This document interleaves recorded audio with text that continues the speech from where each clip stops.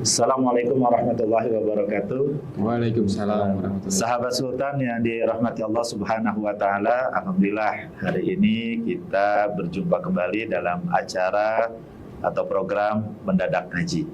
Alhamdulillah nih, saya kehadiran dua akang-akang yang ganteng-ganteng nih, Masya Allah. Ceria-ceria nih, puasa semuanya ya? Alhamdulillah. Nah, Kang Revi sehat, Kang Revi? Alhamdulillah sehat. Kang Faisal?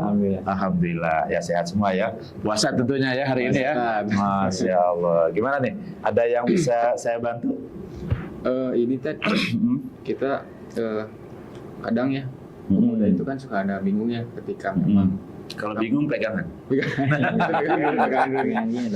Gimana? bingungnya ini gini Ted, jadi kayak apa namanya, ada pertanyaan nyeleneh gitu. Kayak misalkan yang membatalkan puasa. Oh, yang membatalkan puasa. Jadi kita nih tadi sahur, kumur-kumur kan, maksudnya wudhu nih, dan airnya itu ada yang ketelan, itu bisa membatalkan puasa atau tidak ya? Kalau pas lagi sahur nggak batal. Oh, batal. Makan minum aja kalau lagi sahur kan boleh. Oh iya.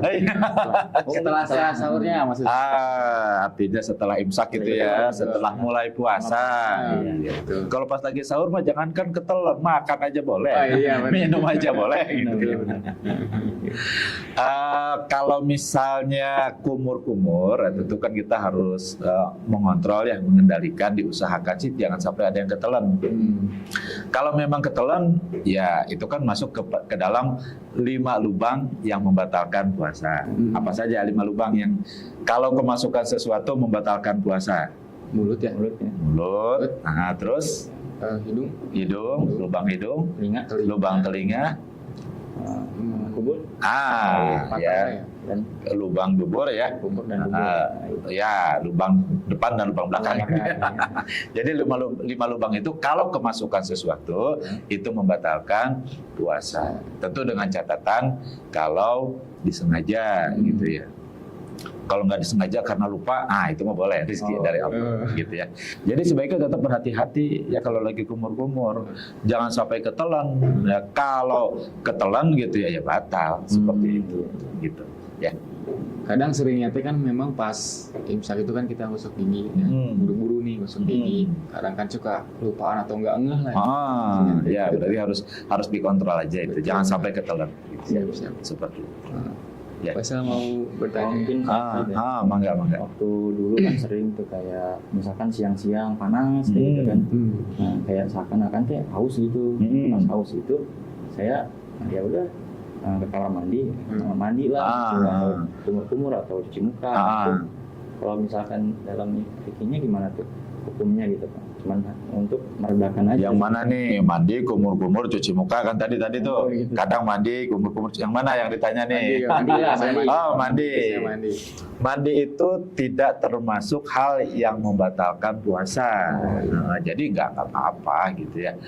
Asalkan tadi ya kembali harus mengontrol diri. Jangan sampai misalnya pas mandi air yang kita pakai mandi ketelan atau masuk ke hidung.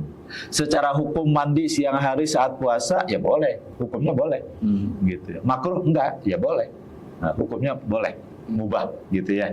Asal hati-hati. Nah, sebagai bentuk warok kita, kehati-hatian kita, sebaiknya mandinya kalau yang biasa pakai shower ya, nah itu tidak pakai shower dulu, tapi pakai gayung itu lebih aman.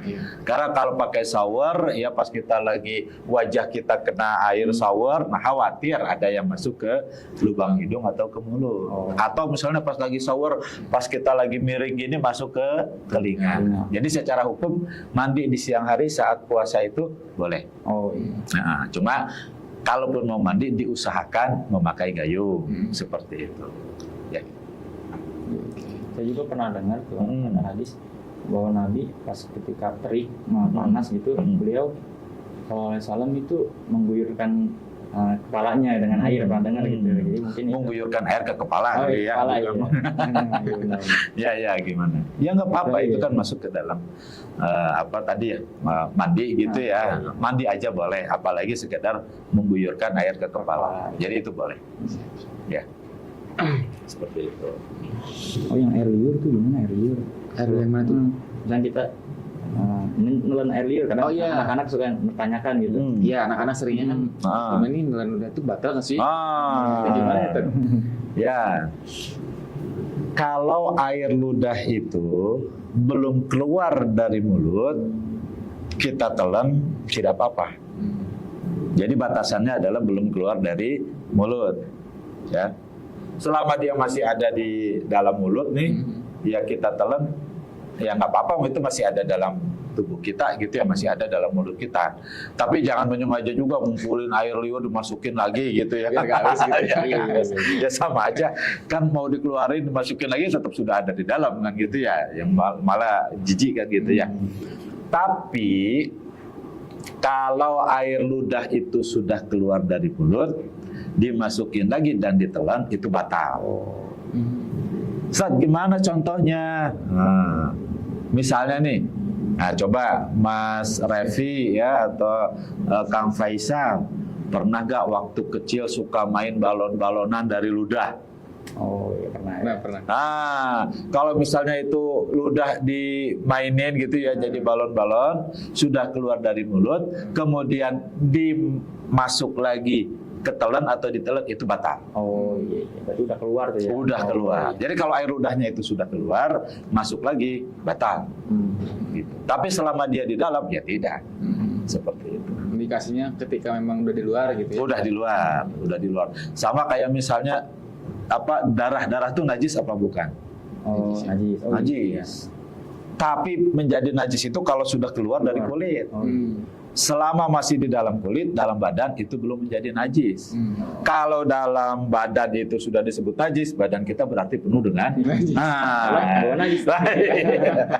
Ya seperti itu. Oke. Gitu. Berarti kalau misalkan wudhu lah ya wudhu. Terus kita kan ada kayak ada apa namanya air tersisa dari itu tuh apa namanya kayak dingin gitu. Air kasih wudhu, berarti itu kalau misalkan nggak terlalu banyak mah cuman serasa dingin aja nggak apa-apa kali ya. Untuk diminum maksudnya? Enggak sih, kayak aman untuk ditelan gitu. Kalau misalnya ada kayak rasa air di mulut sedikit gitu. Oh, setelah wudhu ya, pas kumur-kumur gitu ya. Ada dingin-dingin. Ya, diusahakan setelah kumur-kumur harus keluar semua gitu. Kalau ada air wudhu yang ketelan ya tadi sama dengan lagi kumur-kumur biasa aja ya, kalau ketelan ya nggak boleh. Gitu ya. Jadi lebih ke arah harus memiliki sikap kehati-hatian, kontrol diri. Ya, kalau memang berpotensi kita kekhawatiran bakal ketelan apa segala gitu ya, itu sebaiknya jangan kumur-kumur, jangan menyengaja kumur-kumur apa segala gitu ya. Nah, seperti itu.